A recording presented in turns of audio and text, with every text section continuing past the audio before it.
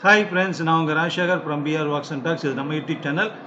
நம்ம சேனல் என்ன சப்ஸ்கிரைப் பண்ணலைன்னா பண்ணிக்கோங்க. நம்ம சேனலுக்கு இப்போ தான் ஃபர்ஸ்ட் டைம் வந்து வீடியோ பார்க்குறீங்கன்னா கண்டிப்பாக நீங்களும் சப்ஸ்கிரைப் பண்ணிட்டீங்கன்னா நம்ம சேனலில் போடக்கூடிய எல்லா வீடியோஸும் உங்களுக்கு உடனே நோட்டிஃபிகேஷனாக வரும். நீங்கள் உடனே பார்த்துக்கலாம். உங்கள் ஃப்ரெண்ட்ஸுக்கு ஷேர் பண்ணுங்கள், அப்படியே ஒரு லைக் கொடுத்துருங்க. ஓகேவா? ஸோ படித்ததில் பிடித்தது கதைன்னு சொல்ல முடியாது. படித்த ஒரு விஷயம் தான் அது, ஒரு இன்ஃபர்மேஷன்.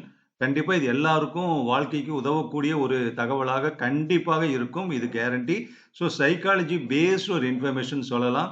பயம் என்ற உணர்வு அது தன்னம்பிக்கையின் சேதாரம். ஸோ தன்னம்பிக்கையை நமக்கு வந்து ஷேக் பண்ணக்கூடிய, தன்னம்பிக்கையை அழிக்கக்கூடிய ஒரு விஷயம் அப்படின்னா அது வந்து பயம்னு சொல்லுவாங்க. ஸோ பயம் வந்து மனசுல இருந்ததுன்னா நாம் எந்த விஷயத்தையும் சாதிக்கவே முடியாது அப்படிங்கிறத வந்து ஆணித்தரமா இந்த இடத்துல இந்த வீடியோவில் அந்த விஷயம் இருக்கு.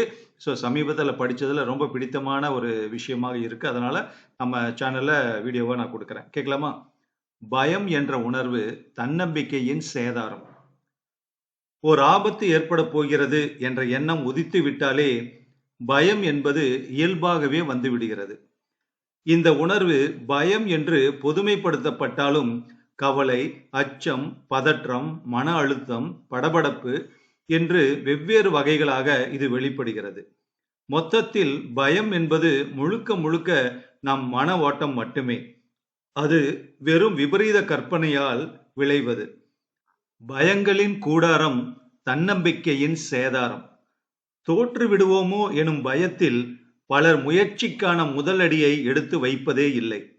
முதல் அடியை எடுத்து வைக்காதவர் எப்போதுமே பயணம் செய்ய முடியாது என்பது ஒரு பொதுவான நியதி. வெற்றி பெற விடாமல் நம்மை தடுப்பவை தோல்வியடைந்து விடுவோமோ எனும் பயம்தான் என்கிறார் ஷேக்ஸ்பியர். தோல்வியும் வெற்றியும் ஒரு நாணயத்தின் இரண்டு பக்கங்கள் போல. தோல்விகளை சந்திக்காத வெற்றியாளர்கள் இருக்கவே முடியாது உலகத்தில். தோல்வி என்பது இயல்பானது என்பதை புரிந்து கொண்டாலே வெற்றிக்கான முதல் கதவை திறந்து விட்டோம் என்றுதான் பொருள். வெற்றிகளில் சிலவற்றை பெற்றுக்கொள்ளலாம், தோல்விகளில் பலவற்றை கற்றுக்கொள்ளலாம். ஆனால் தோல்வி குறித்த பயத்தில் முயற்சி செய்யாமல் இருப்பதோ எதையுமே எப்போதுமே நமக்கு தருவது எதுவுமே இல்லை என்பதுதான் உண்மை.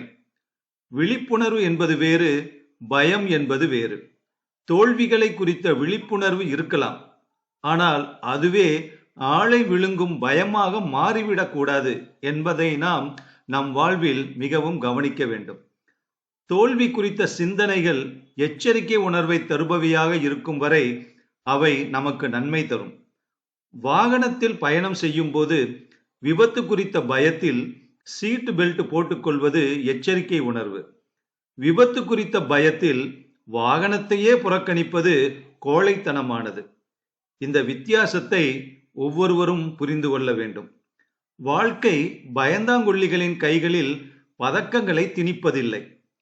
தண்ணீர் குறித்த பயம் உங்களுக்கு நீச்சல் கற்றுக்கொள்ள தூண்டுதலாக இருக்க வேண்டுமே தவிர தண்ணீரை கண்டால் ஓடுகிற மனதை தந்துவிடக்கூடாது.